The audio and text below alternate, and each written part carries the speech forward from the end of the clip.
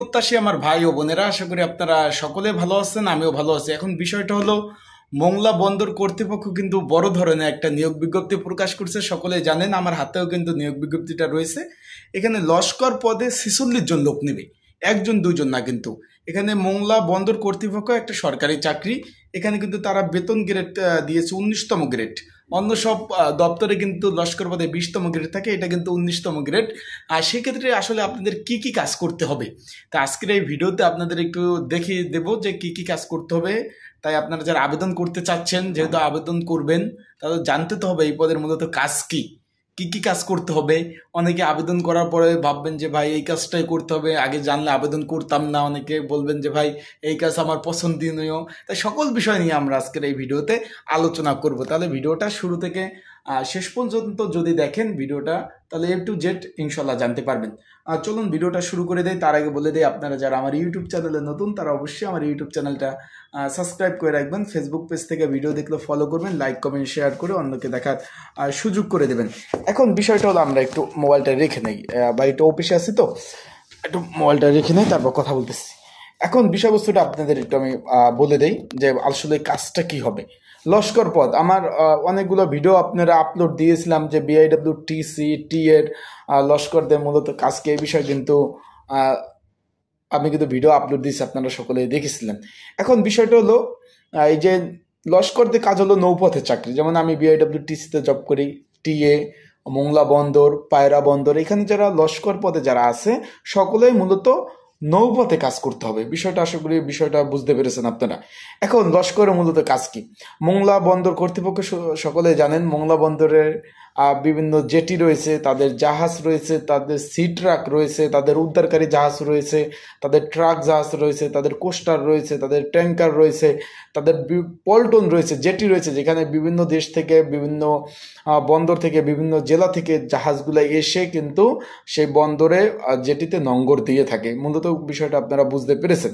এখন একজন লস্কর, ধরুন যদি আপনার জাহাজে পোস্টিং থাকে, সেখানে আপনার লস্করের মূলত কাজ হবে জাহাজটা দেখভাল করা, রক্ষণাবেক্ষণ কাজ করা। কীরকম কাজ করা, আর ধরুন আপনার লস্কররা মূলত মেরিন ডিপার্টমেন্ট আন্ডারে থাকে। একটা জাহাজ মূলত দুইটা ভাগে ভাগ করা থাকে, একটা হলো মেরিন ডিপার্টমেন্ট আর একটা হলো ইঞ্জিনিয়ার সেকশন। যেমন ইঞ্জিনিয়ার সেকশনে থাকে গিরিজার, তারপর থাকে driver, first driver, second driver, এবং মেরিন সেকশনে থাকে লস্কর, পরিচ্ছন্নতা কর্মী, সুকানি, ক্যাপ্টেন মাস্টার, তারা কিন্তু থাকে। সেক্ষেত্রে মেরিন বিভাগের লস্কর পদে মূলত হলো মেরিন বিভাগের। এখন এইখানে যদি আপনাদের চাকরি হয়, সেক্ষেত্রে জাহাজে পোস্টিং হলে, জাহাজের মূলত কাজ হলো, যখন জাহাজটা জেটিতে ভিড়বে, তখন জাহাজ আমরা যেটা বাঁধি, জেটির সাথে জাহাজের সংযোগ আমরা বলি রোপ, বা আপনারা সহজে বুঝবেন যে আলাদ বা রশি, বা সহজে আপনাদের বুঝে রশি। সেখানে আপনার জাহাজে যে লস্কর থাকবে, সেই লস্কর এই রোপ বা রশিটা পল্টনে যে লস্কর থাকবে তার কাছে দিবে, তখন অ্যাডজাস্ট হবে, ওইটা বাঁধবে।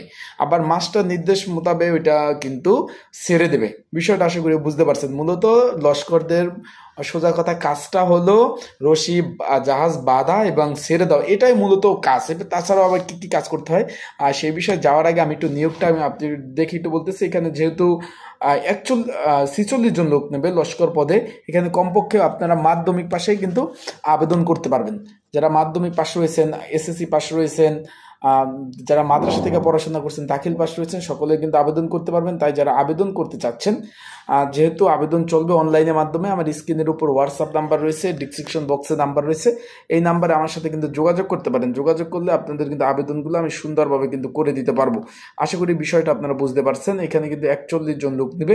তাই যারা আবেদন করতে চাচ্ছেন, আমার হোয়াটসঅ্যাপ নাম্বারে মেসেজ দিবেন, আমি কিন্তু আপনাদের আবেদনগুলো কিন্তু করে দিতে পারবো। আর এখানে পরীক্ষাগুলো কোথায় হবে, এটার পরীক্ষা কিন্তু ঢাকাতে হয় না। আবারও বলে দেয়, মোংলা এই যে বন্দর যে পরীক্ষাগুলো, এটার পরীক্ষা চট্টগ্রামে পরীক্ষা অনুষ্ঠিত হবে। তাই যারা আবেদনগুলো করবেন তারা ওই যে ওইখানে যে পরীক্ষা দেওয়ার প্রিপারেশন, প্রস্তুতি যদি থাকে আপনাদের, তাহলে আবেদন করবেন, না হলে আবেদন করার প্রয়োজন নেই। আবারও বলতেছি, ওইখানে গিয়ে আবেদন করতে হবে, মানে পরীক্ষা দিতে হবে। এছাড়া কিন্তু এটার পরীক্ষা কিন্তু ঢাকা হবে না। তারপর বলবেন যে ভাই টাকা পয়সা খরচ করে আবেদন করলাম, এখন তো ভাই পরীক্ষা চট্টগ্রামে পড়ছে, কিভাবে যাব, কি করব, এটা নিয়ে ঝামেলায় পড়ে গেলাম।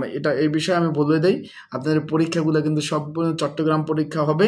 তা আবেদন যেহেতু আগামীকাল থেকে শুরু, 16 অক্টোবর থেকে, আজকে মানে আগামী আগামীকাল তো 16ই অক্টোবর থেকে কিন্তু আবেদনটা শুরু হবে, শেষ হবে 9 নভেম্বর পর্যন্ত। তা যারা আবেদন করতে যাচ্ছেন আমার হোয়াটসঅ্যাপ নাম্বারে মেসেজ দেবেন। আর এই বিষয়ে মোংলা বন্দরের লস্কর পদের কাজের ধরন নিয়ে আমি সরাসরি ভিডিও আপলোড দিব জাহাজে গিয়ে, আর কীভাবে জাহাজ বাঁধে কী করে আপনারা জানতে পারবেন। আর আমার ইউটিউব চ্যানেলে ভিডিও দেওয়া আছে, চাইলে দেখে নিতে পারেন। আর লস্কর পদের কাজ কি। আসসালামু আলাইকুম।